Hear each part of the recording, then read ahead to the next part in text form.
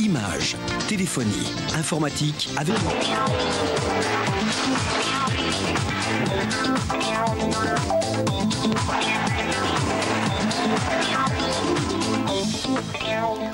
Le trophée Éric Bompard, c'est l'ancien trophée de la Ligue que vous connaissez bien. Nous retrouvons au Palais Omnisport de Paris-Bercy Nelson Montfort et Annick Gaillaguet. Et Annick Dubon, pardon, aux commentaires. Sur la glace, Brian Joubert, le Français, il a un petit peu raté son programme court hier. Il veut à tout prix se racheter aujourd'hui sur le libre, Nelson. C'est cela, hein? Bonjour Claude, bonjour à vous tous. Effectivement, vous l'avez dit, nous avons une grande star cet après-midi sur la patinoire de Paris-Bercy à l'occasion de ce trophée Éric Bompard, puisqu'il s'agit du Français Brian Joubert. Brian qui s'est entraîné tout l'été. Et Brian, cher Annick Dumont, nous sommes également très heureux de vous retrouver. Brian qui va jouer gros cette saison. Oui, il va jouer gros car il a la pression en tant que champion d'Europe, vice-champion du monde, il faut le rappeler. Maintenant, bien sûr, il est davantage le chassé que le chasseur. Et c'est très difficile dans le sport. Brian, je vous propose du reste de le retrouver tout de suite, puisque Paul Perret l'a suivi cet été aux États-Unis, notamment à Simsbury, dans le Connecticut. Et vous allez voir que notre champion français est particulièrement bien entouré. C'était il y a 8 mois. Félicitations d'usage sur le podium mondial entre Brian Joubert et Evgeny Ploushenko. Scène identique dans les coulisses avec les entraîneurs. Evgeny Ploushenko et Alexei Yagoudine ont fait progresser le niveau du patinage. Maintenant, il y a un nouveau patineur qui fait de même. Merci beaucoup et félicitations encore. Je vous avais félicité à Budapest, mais ça ne me faisait pas plaisir de le faire. Ouais, c'est gentil. Simsbury cet été, nous sommes à 3 heures de route au nord de New York. Brian Joubert a passé 6 semaines dans le Connecticut, entouré de son entraîneur Laurent Depuyi, mais aussi d'Alexei Yagoudine, son consultant technique de luxe, et de Tatiana Tarasova, qui a bâti la carrière de nombreux champions. Pour moi, c'est important, le fait d'avoir autant de personnes, puis aussi compétentes quand même, qui font du très bon boulot, donc il faut que j'en profite, il faut que j'apprenne au maximum. Don't get speed.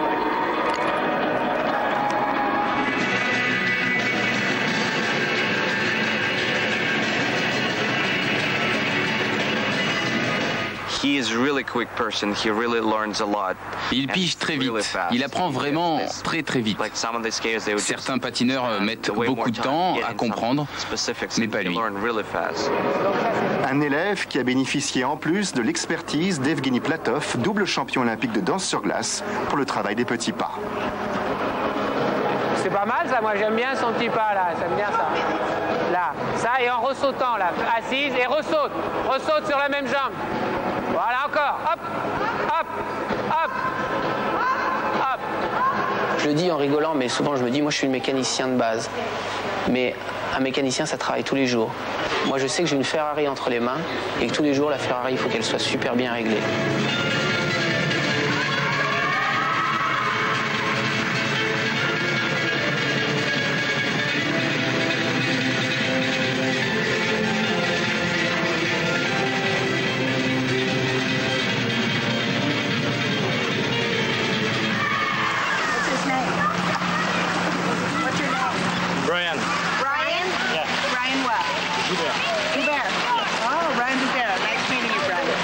La notoriété de Brian Joubert n'a pas encore franchi les plages des États-Unis, mais son physique a lui déjà fait quelques adeptes.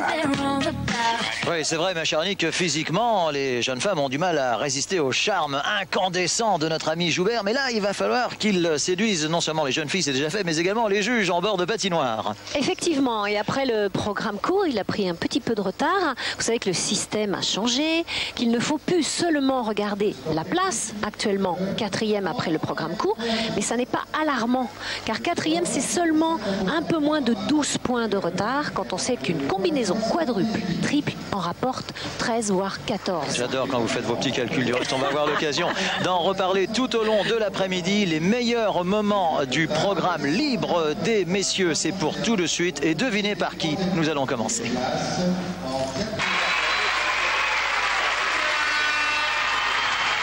20 ans, vous le voyez, le jeune Poitevin Brian Joubert va donc s'élancer pour ce programme libre, tout nouveau programme libre, toute nouvelle musique, du moins en ce qui le concerne, car cette musique, vous allez la reconnaître. Il va s'agir de la bande originale du film 1492, Christophe Colomb, composition de Vangelis, très belle composition de Vangelis, utilisée il n'y a pas si longtemps par l'américain Todd Eldredge au sommet de sa carrière. Puisse Brian Joubert s'en inspirer pour notre plus grand bonheur. C'est à tout le moins une deuxième place qu'il vise dans ce trophée Bompard, voire mieux pour la France. Brian Joubert.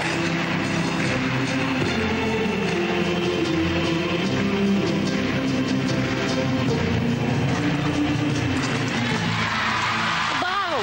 Quadruple boucle piqué, triple boucle piqué, voilà un début de programme fantastique.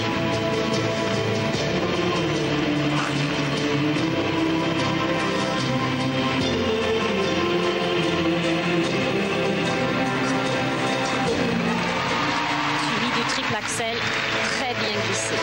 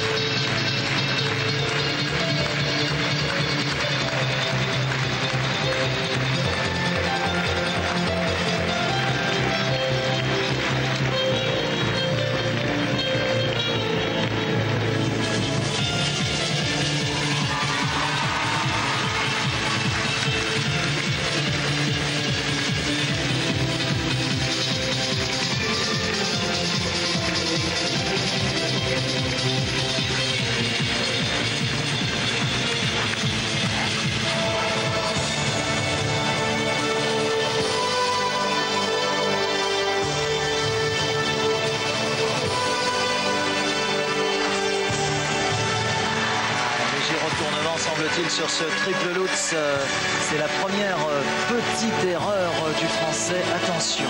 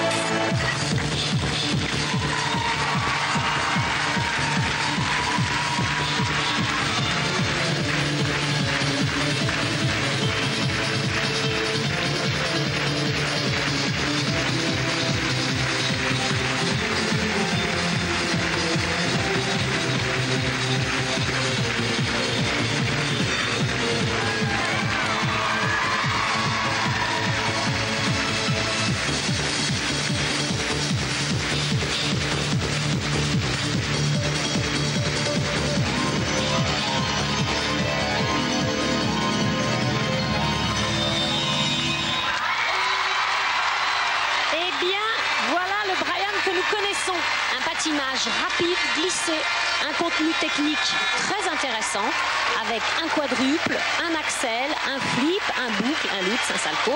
Le lutz, effectivement, vous l'aviez bien noté, Nelson, est retourné à la réception, mais les autres sauts sont parfaits, glissés, sans réception arrêtée ou sans une petitesse corporelle en l'air, comme il a pu nous le montrer hier sur le programme court. Là, c'était le vrai Brian. Les pas, comme on le connaît, les pas rapides, bien patinés avec des bons retournements. On peut être très content, et d'ailleurs, Laurent Depuilly, son entraîneur, est content. Il a raison. Oui, car c'est un fameux trio, on l'a vu dans le sujet de Paul tout à l'heure, qui s'occupe donc désormais du poids de vin, à savoir Laurent Depuilly en France, mais également aux États-Unis, Tatiana Tarasova et Alexei Yagoudine. Excusez du peu, avec ce trio-là, je pense que Joubert est très bien parti pour cette saison 2004-2005. Reste à savoir évidemment maintenant, cher Annick, alors qu'ici on vous remontre le quadruple d'entrée parfaitement atterri et en combinaison juste derrière. Voilà ce que nous montre Françoise Boulin. 1, 2 et 3 tours. Ah, au ralenti. Bien réceptionné. Au ralenti, ça ne trompe pas. À vitesse réelle, parfois c'est plus compliqué à voir. Oui. Cela fait donc 7 sauts en l'espace d'une seconde et demie à peu près, 2 secondes. Joubert qui démarre donc très bien le programme, mais Joubert qui n'a pas encore gagné cette compétition, car rappelons-le, avant que vous nous entreteniez, cher Annick, nous adorons ça, du système des notes, des calculs et de vos différents totaux. Nous adorons vos totaux. La compétition est actuellement menée par l'Américain Johnny Weir, 20 ans, soit le même âge que Joubert. Et reste à savoir si Joubert, qui patine en plus en premier, va pouvoir bénéficier de ce nouveau système de notation. Que vous nous expliquez brièvement. Écoutez, brièvement, ce nouveau système permet, par exemple, comme au Canada, à un patineur 7e après le programme court, Emmanuel Sandou, de remonter premier, car ce ne sont plus des points attribués par rapport à un classement après le programme court, non. Maintenant, à chaque élément technique est attribué un coefficient très précis de points, et c'est des points qui vous permettent aussi de remonter dans le classement, à savoir que Brian Joubert, actuellement 4e, à 64 points, que le premier en a 75,9 et qu'un quadruple peut apporter 11 points. Ce qui veut dire que Brian peut facilement remonter premier, puisque maintenant c'est une addition de points qui fait le résultat et non pas un classement de programme court et programme. Eh bien, nous avons tout compris. Ah, il n'est pas besoin d'être... Oui, nous sommes prêts pour l'interrogation écrite. Je vous aiderai encore et encore. Joubert, donc 71,8, score technique 63,20. En attendant la suite, total 199,04. En attendant la suite. Allez, tu te lèves et puis c'est pour toi, c'est là.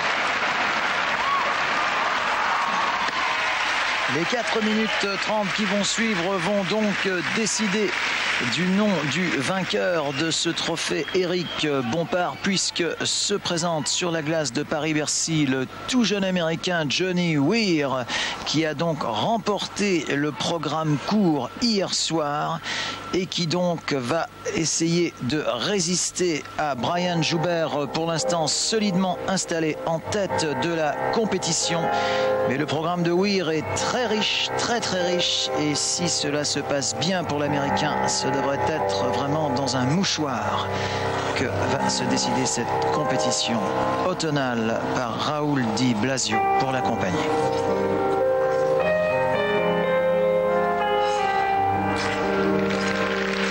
Superbe triple axel en combinaison, très jolie entrée en matière et un sens artistique extraordinairement développé.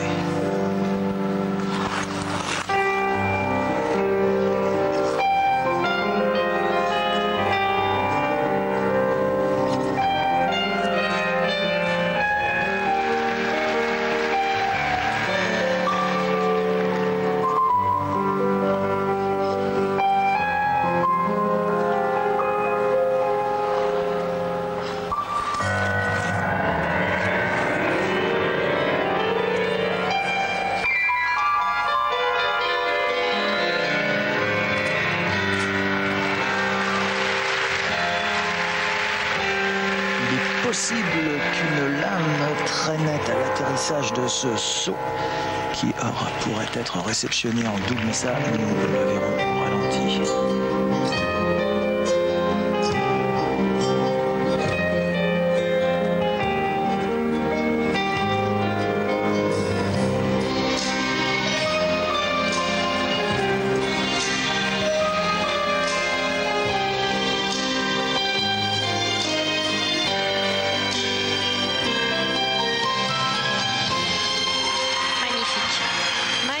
Deuxième triple axel.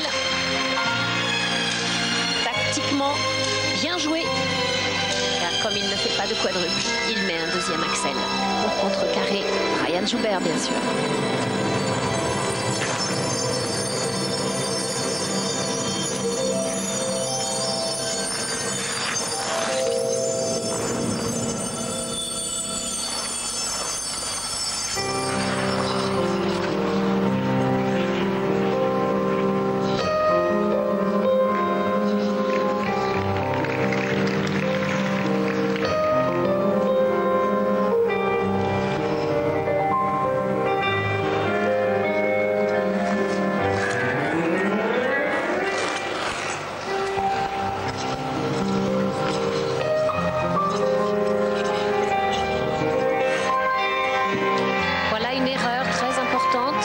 Seulement un double boucle au lieu d'un triple boucle.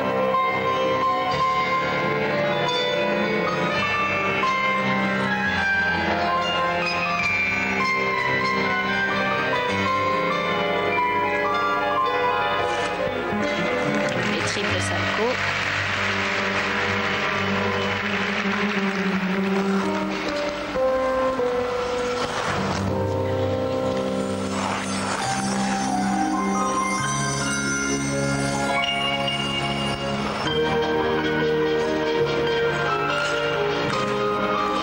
Encore une erreur. Aïe, aïe, aïe.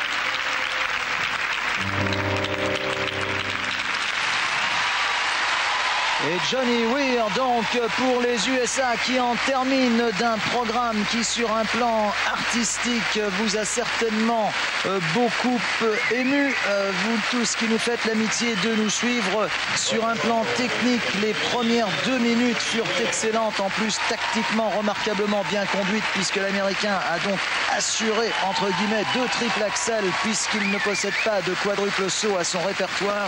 Reste hélas sous l'œil dubitatif de son entraîneur une erreur sur le Rydberger et semble-t-il, vous l'avez noté cher Annick, un saut atterri me semble-t-il sur 2 pieds, et ça ce sont des erreurs qui risquent de coûter cher. Rappelons que l'Américain Johnny Weir mène la compétition au terme du programme court, que Brian Joubert a fait un programme quasi sans faute, n'était-ce un retournement sur un triple Lutz, et que donc comme on pouvait l'escompter, et les amateurs de suspense en seront ravis, comme on pouvait l'escompter, eh bien c'est certainement dans un mouchoir de poche que va se jouer cette compétition, avec peut-être un léger avantage pour Joubert. Reste à savoir ce que vont en penser les juges. Annick, votre opinion? Ouais, effectivement, c'est très intéressant de voir ce qui va se passer maintenant. Techniquement, les 2 programmes n'ont aucune comparaison puisqu'il manque 2 triples sauts dans le programme programme de Johnny Weir et qu'il n'y a pas de quadruple, alors que dans le programme de Brian, il y a tout de même 7 triples sauts, un retourné effectivement, mais 7 triples sauts différents, plus un quadruple. Donc techniquement, ce sont deux programmes qui n'ont rien à voir. Le programme de Brian est nettement supérieur. Maintenant, bien sûr, les pirouettes et la fameuse glisse dont on n'arrête pas de parler, de ces fameuses composantes qui sont tellement importantes, vont être, à mon avis, un peu mieux notées chez Johnny. Je pense tout de même que Brian devrait gagner au combiné des deux, bien sûr. C'est mon avis. Alors, nous allons le savoir dans quelques courts instants. Rappelons qu'un Français n'a jamais remporté ce trophée Bompard ex-Lalique et que Weir semble être quand même assez bien noté sur le score. Oh là, ça va être très très serré. Ça va être très très serré. Johnny Weir va remporter cette compétition où il a été très bien noté, l'Américain, notamment sur un plan artistique. Mais vous le disiez, Annick, sa glisse est très belle. C'est vrai, c'est vrai. Ce sera un patineur difficile à battre dans le sens où je le trouve quand même très soutenu sur ces fameuses composantes. Il a le vent en poupe et ça va être un adversaire difficile. Johnny Weir, USA, remporte le trophée Bompard devant Brian Joubert pour la France. End of the competition for men. Eh bien, le médaillé d'argent du trophée Bompard 2004 nous a rejoint. Brian Joubert, bravo, félicitations, parce que vous avez quand même remonté pas mal de places suite à un assez décevant programme court, vous nous le disiez. Deuxième, vous terminez un souffle de l'Américain Johnny Weir. Votre impression? C'est vrai que je suis assez satisfait de ce programme long. C'est un programme assez difficile et puis bon, il fallait rattraper le coup. C'est vrai que j'ai fait un assez mauvais programme court et je me suis bien battu aujourd'hui. Annick, on a le sentiment que c'était pas loin pour Brian aujourd'hui. Non, c'était pas loin. Peut-être que tactiquement il faut rajouter un quadruple à ce moment-là, non? Qu'en pensez-vous? C'est vrai que normalement j'aurais dû faire 2 quadruples piqués, donc c'était l'objectif. J'ai préféré assurer, mais bon, ça sera pour la prochaine fois, voire même 2 quads différents. En tout cas, les objectifs de Brian ne manquent pas pour la saison, puisqu'on vous retrouvera notamment au championnat d'Europe où vous défendrez votre titre, et puis au championnat du monde, et puis d'ici là à Courchevel, au championnat de France, et ainsi de suite. Pour l'instant, nous quittons le médaillé d'argent de ce trophée Bompard pour revenir en direct sur cette patinoire de Paris-Bercy avec vraiment le gratin de la danse mondiale qui se dispute le titre donc dans la compétition de danse.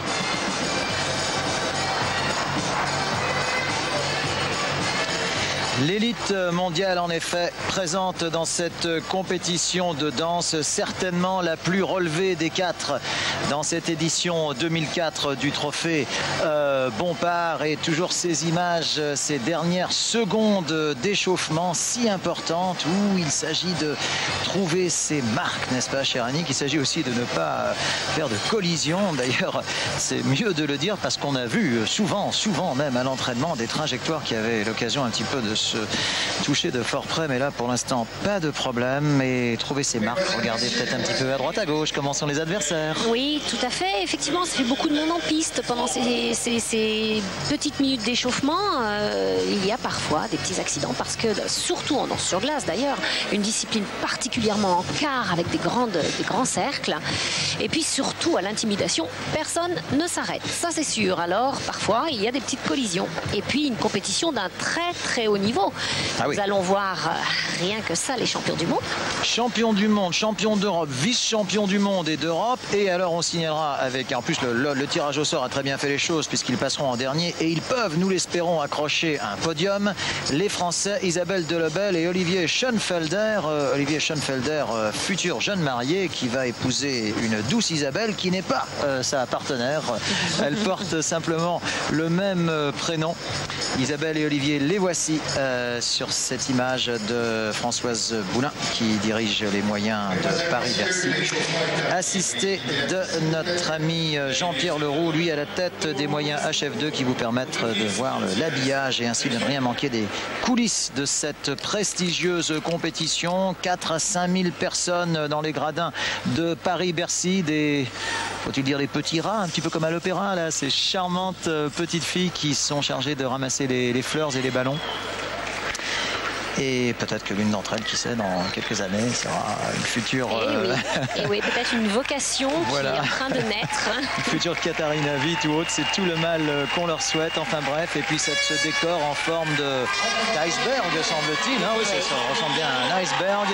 Mais les concurrents qui vont arriver ne nous laisseront certainement pas de glace. Notamment la délicieuse Albena Denkova pour la Bulgarie est très certainement l'une des plus jolies patineuses au monde. C'est même tout simplement un ravissement que de la voir. Et mon Dieu, son partenaire Maxime a énormément de chance d'être accompagné d'une patineuse et de quel talent. Pour la Bulgarie, Albena Denkova, Maxime Stavisky, ils peuvent remporter ce trophée Bompard 2004.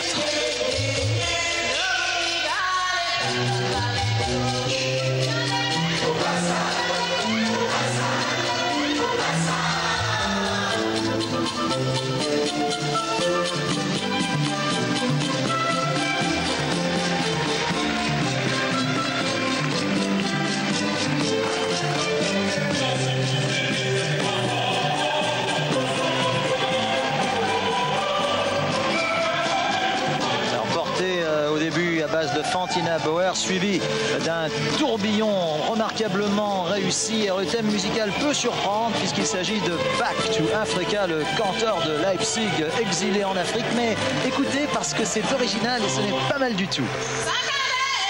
Un pari en tout cas assez audacieux.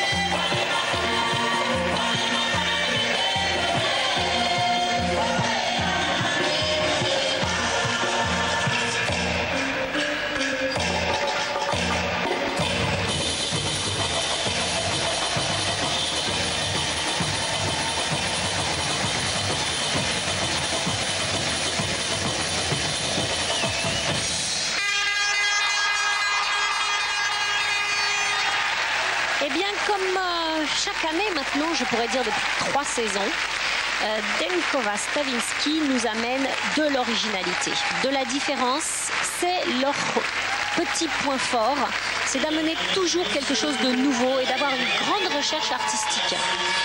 Il y a quelques petits déséquilibres dans un programme qui ne semble pas encore vraiment acquis dans les jambes, mais qui va faire une belle saison, c'est sûr, parce qu'il y a des portés très nouveaux, beaucoup de portés en grand écart qui sont difficiles à faire. Vous savez que maintenant, en danse sur glace aussi, les règlements ont changé. Ces règlements donnent eux aussi, comme en artistique d'ailleurs, à l'image de l'artistique, les éléments techniques correspondent à un nombre de points. Et maintenant, les programmes danse sur glace sont divisés en 4 catégories techniques. Il y a les pas, il y a les pirouettes, il y a les twizzles qui sont en fait des doubles 3 sur un pied, et il y a ce que l'on voit en ce moment, c'est-à-dire les portées. Et celui-ci est particulièrement difficile car il change de quart, c'est-à-dire il change de cercle. Ça, c'est la fin du porté que nous avons vu avant, et c'est des portées qui rapportent beaucoup de points car ils sont dits très difficiles. Et puis ce sens artistique avec beaucoup de recherches très contemporaines, beaucoup de gestuels que l'on n'a pas l'habitude de voir en danse sur glace. C'est cette année encore, voici les pirouettes. Et cette recherche, ils l'ont aussi dans les pirouettes, ils l'ont dans les pas, ils l'ont aussi dans les spirales et les portées. Ils osent. Voilà, je crois que je pourrais dire que ce couple ose. Et pour notre plus grand bonheur, effectivement, il faut oser interpréter notamment le choral final de la Passion selon Saint Jean de Johann Sebastian Bach, le fameux Root Wall, et enchaîner ensuite avec un thème africain. Il faut que ça passe, il faut que ça soit juste, il faut surtout pas se tromper. On a connu du reste un disque Mozart égyptien qui était également très réussi, très utilisé en matière de patinage. Mais pour oser, comme vous le dites très justement, Annick, il ne faut pas se tromper. Non. Il faut déjà avoir les résultats impressionnants qu'ils ont pour pouvoir aussi se permettre d'aller un petit peu chambouler les critères esthétiques et très statiques de la danse sur glace. Le sport, 5 composants du programme, de 63 points. Alors, ce couple a un charme fou, il faut le reconnaître. Alors là, sur la table, il y a un certain nombre de petits amis, ce sont leurs plus fidèles supporters. Oui, silencieux. Oui, mais confiants. Et d'ailleurs, ils ont raison de l'être puisque les Bulgares s'emparent donc de la première place provisoire, car nous vous le disions, il y a dans ce dernier groupe l'élite mondiale de la danse sur glace. Et ce n'est certainement pas Tatiana Nafka qui attend son heure, la championne du monde ici, en pleine concentration, qui nous contredira. Mais place pour l'instant aux Américains, les Américains qui, le reste, réussissent très bien pour le moment dans ce trophée Bompard, avec la victoire de Johnny Weir tout à l'heure. Melissa Gregory est accompagné de Denis Petukov, ce dernier d'origine russe.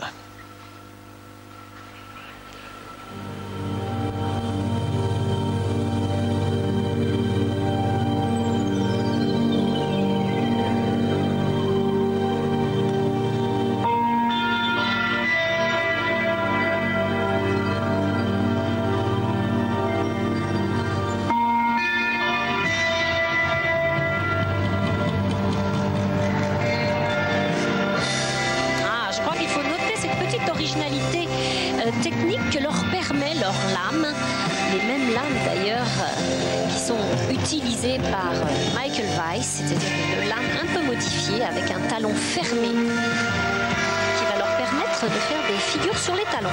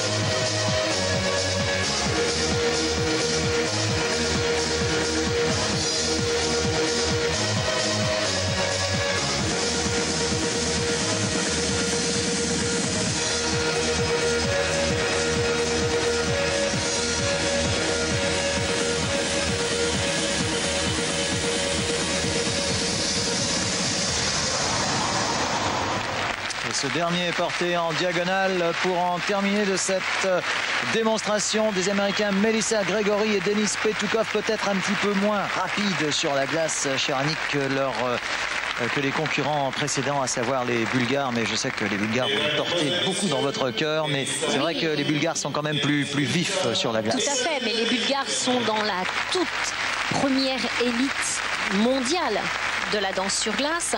Ce couple américain, nous le découvrons, c'est leur première participation ici à Paris au Trophée Bompard. Et bien, c'est un couple jeune qui a besoin de mûrir, d'acquérir beaucoup plus de vitesse dans le patinage, surtout de patiner un peu plus près l'un de l'autre, car en danse sur glace, plus on est rapproché l'un de l'autre et plus le geste est en parfaite osmose, et mieux est bien sûr la qualité de la danse sur glace. Et là, ils sont un peu loin l'un de l'autre. Ils jouent beaucoup avec ce petit côté technique de la lame. Mais bon, c'est une petite originalité, mais ça ne doit pas être une finalité technique. C'est un petit amusement, je dirais. Vous voyez, ils jouent beaucoup avec ce talon fermé, mais ça n'est pas un élément technique suffisant. Les portées sont encore, à mon avis, de niveau 1, peut-être niveau 2, mais en aucun cas ils n'atteignent encore des difficultés de twizzle à droite, à gauche, ou des portées qui sont à l'inverse, par exemple. Je n'en ai pas vu, ni des portées combinées, encore très difficiles. Il y a des progrès à faire en technique, mais c'est un couple à bon potentiel. Et puis elle est très jolie. Ah oui, alors ça sur ce plan-là, sur ce plan-là, ils sont du reste mari et femme dans la vie. Sur ce plan-là, il faut reconnaître que la danse sur glace, et notamment ce dernier groupe que nous suivons, nous propose des plastiques. Oui, et le meilleur est à venir, je dirais. Le meilleur est peut-être encore à venir, avec notamment la panthère rose transformée en princesse italienne. Vous allez voir pourquoi, parce qu'alors là, vraiment, on va arriver vraiment dans des registres tout à fait supérieurs de l'esthétisme, non seulement sur la glace, mais également physique, alors qu'il me semble reconnaître Shailene Bourne. Oui, effectivement, oui, Shailene Bourne entraîne avec son conjoint. Voilà, alors Shailene Bourne l'une des plus grandes patineuses de danse sur glace, championne du monde du reste, et 4e aux Jeux Olympiques, si ma mémoire ne me fait pas défaut, alors que Melissa et Denis, il faut bien dire Denis, puisqu'il en fait il est d'origine russe. Je pense qu'il faut mieux dire Denis. Petukov, Gregory sont pour l'instant 2e. Mais oui, ça risque d'être très intéressant dans l'optique de la médaille de bronze de ce trophée Éric Bompard, Annick, parce qu'ils vont peut-être jouer une anticipation avec Françoise. Ils vont peut-être jouer la médaille de bronze contre justement Isabelle Dolibel et Olivier Schoenfelder, qui vont passer dans quelques minutes. Et ici, c'est la médaille d'or qui va se jouer avec Tatiana Nafka, 29 ans, Roman Kostomarov, 27 ans, champion de Russie, d'Europe et du monde.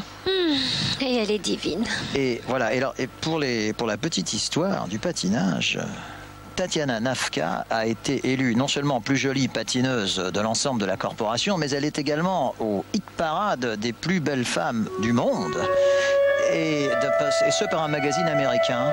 Donc Tatiana Nafka nous avait enchanté sur le thème de la panthère rose l'année dernière, et là c'est le romantisme absolu avec les premières notes de Tosca de Giacomo Puccini, que vous avez bien sûr reconnu.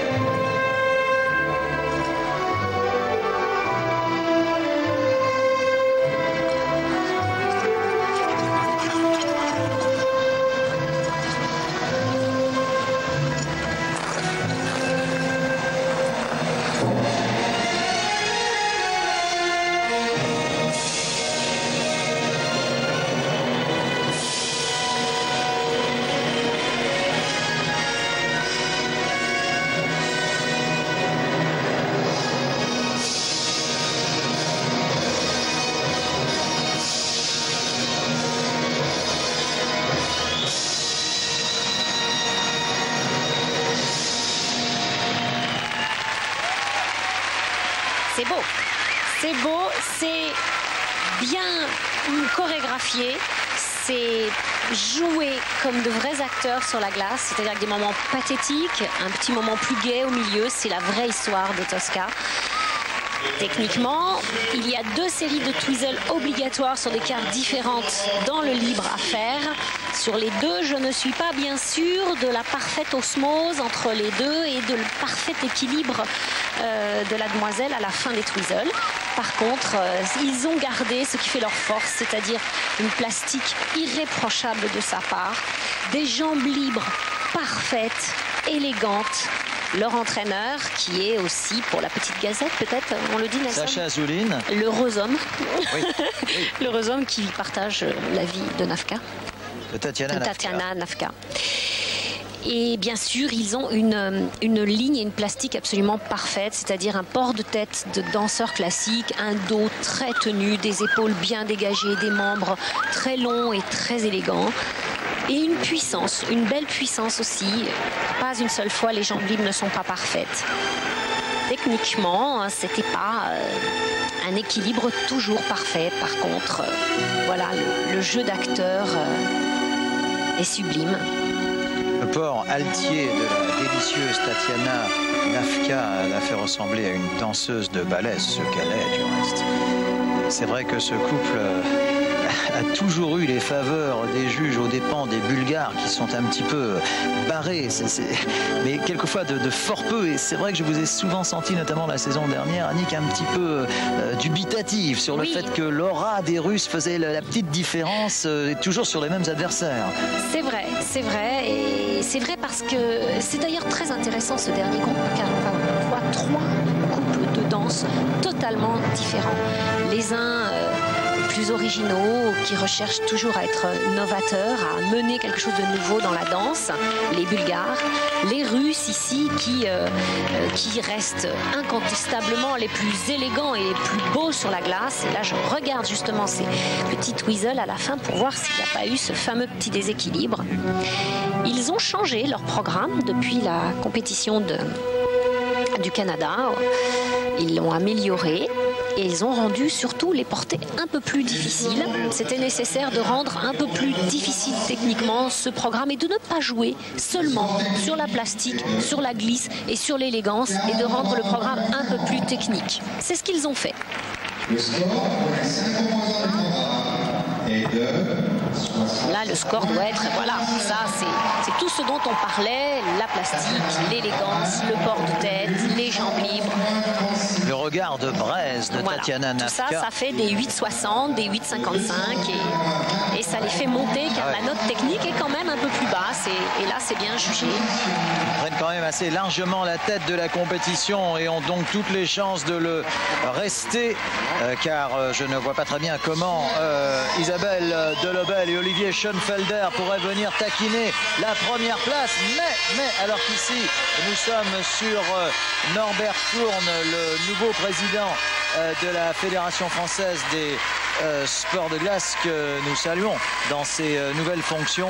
Isabelle et Olivier peuvent en revanche, cher Annick, je pense que vous serez d'accord, venir taquiner la 3e place, venir taquiner le podium. Actuellement, sur la 3e marche du podium est occupée par les Américains Melissa Gregory et Denis Petukov. Mais qui sait? Qui sait, les Français peuvent venir accrocher le podium, ce qui serait une première pour eux dans ce trophée Éric Bompard ex-Lalique. Et c'est vraiment tout ce que nous leur souhaitons. Pour la France, Isabelle Delobel, la Clermontoise, Olivier Schoenfelder, le Belfortin. Objectif, le podium.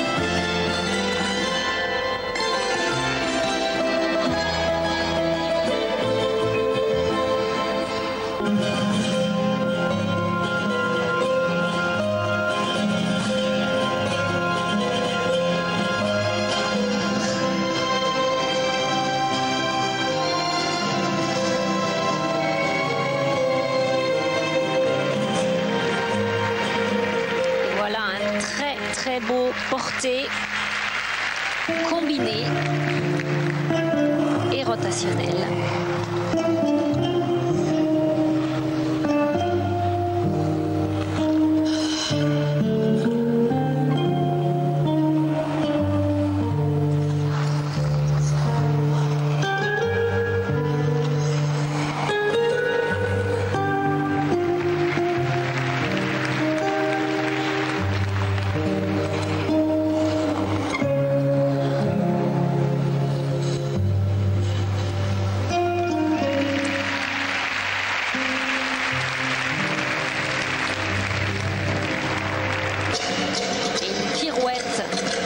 Difficile à réaliser, un changement de pied et une Biellmann. Bravo Isabelle, bravo.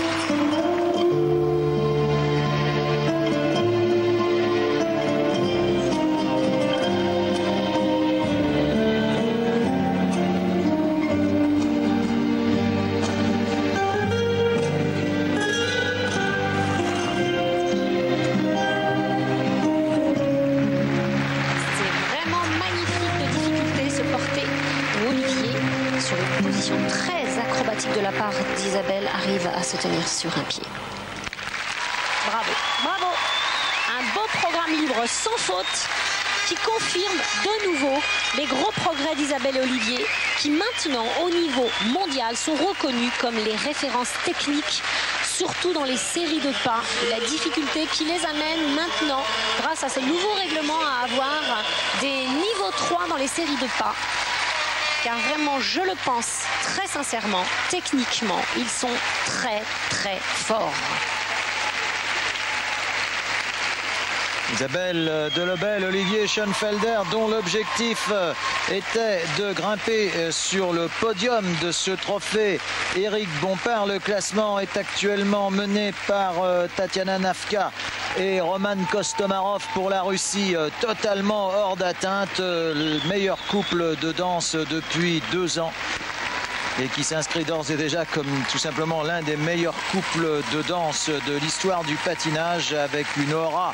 Alors qu'ici c'est Muriel Boucher-Zazoui. Oui, bravo Muriel et toute son équipe qui à Lyon travaille énormément et amène maintenant Isabelle et Olivier à un niveau de pouvoir créer des figures et notamment les figures comme on a souvent vu, et je me suis permise de vous le faire noter, chers téléspectateurs, car c'est porté où il y a un effet de levier et un effet de balancier qui permet d'utiliser la force de l'un pour amener l'équilibre à l'autre.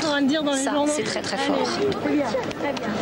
Deuxième du classement pour l'instant pour la Bulgarie, Albina Denkova, Maxime Stavisky, et troisième donc les Américains Grégory Petukov, qui pourrait bien être délogé de ce podium provisoire par les Français, et ce serait un joli coup double pour les Français car cela leur permettrait de rejoindre Brian Joubert, d'ores et déjà qualifié pour la finale du Grand Prix de patinage qui aura lieu en Chine le 19 décembre, soit une semaine après les championnats de France à Rennes, que nous diffuserons le dimanche 12 décembre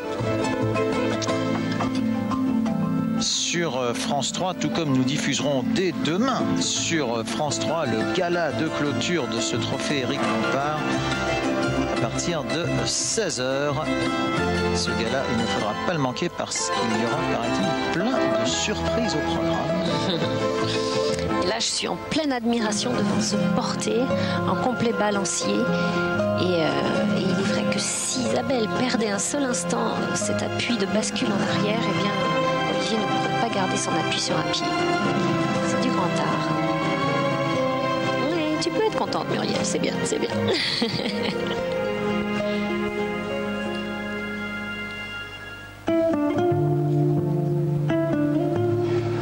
Alors, les voici donc sur la zone Kessenkrai en compagnie de leurs entraîneurs Muriel Zazoui et Romain Hagenauer. J'espère comment se sent je pense. Et ils attendent sereinement leurs notes. Je pense vraiment, cher Annick, que c'est la 3e place qui leur est promise. Oui, absolument. Je ne peux pas croire que ça ne soit pas ainsi. Pour moi, ça doit être la 3e place au plus mal. Alors, la note technique apparaît, la fameuse note de composante. C'est bien. C'est ça qu'il faut encore améliorer, car techniquement, ils sont dans les tout meilleurs et les composantes sont, à mon avis, un peu faibles encore. On a entendu quelques sifflets dans le public, mais enfin, de siffler les juges en patinage fait partie du folklore inhérent à ce sport. Que ferions-nous sinon? Voilà, que ferions-nous si les juges n'étaient pas sifflés? Donc, ce sont les premiers sifflets qu'on entend de l'après-midi, donc tout va bien. Tout doux. Voilà. En tout cas, Isabelle Delobel et Olivier Schoenfelder donc se rapprochent en fait des Bulgares, nous communique Paul Perret qui supervise l'ensemble de cette retransmission. Ils ne sont qu'à 5 points des Bulgares, ce qui est peu.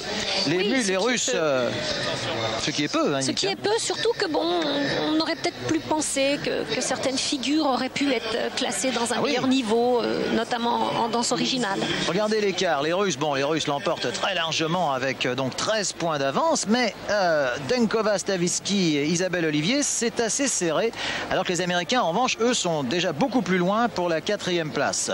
Alors qu'Isabelle et Olivier nous ont fait l'amitié de nous rejoindre, le temps que notre ami Norbert Bensoussan les installe, voilà qui est fait. Alors qu'ici on voit donc la sculpturale et divine Tatiana Nafka, accompagnée de Roman Kostomarov. Je pense que lorsque l'on voit ces images, Isabelle, cela doit vous inciter à peut-être venir essayer de taquiner ces Russes. Parce qu'après tout, ils ont beau être les meilleurs mondiaux, ils ne sont peut-être pas invincibles.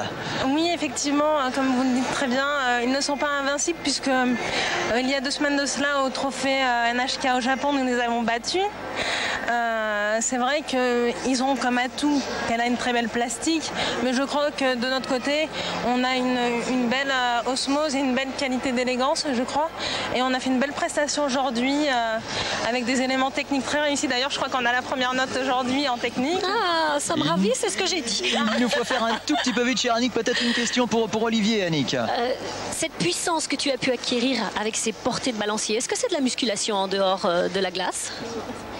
C'est vrai que cette année, on a tout l'été, début de saison, avant les compétitions, on a vraiment forcé sur l'aspect préparation physique. Ça se voit. Et ça paye parce que là, on a vraiment la pêche jusqu'au bout des programmes avec des portées qui, même s'ils sont qui nécessitent beaucoup de force, on arrive à les tenir sans problème à 4 minutes, donc c'est très bien. Isabelle et Olivier, ça a été un plaisir de vous recevoir. Bravo pour ce petit teddy bear. Je ne sais pas à qui vous allez l'offrir. En tout cas, c'est un porte-bonheur. Gardez-le parce que ce sera un bon souvenir. Et c'est ainsi que se termine ce reportage signé donc Françoise Boulin, Jean-Pierre Leroux, coordination générale de Paul Perret. Toute l'équipe vous salue et vous donne rendez-vous, n'est-ce pas, cher Claude, demain, ça sera sur France 3 à 16h pour le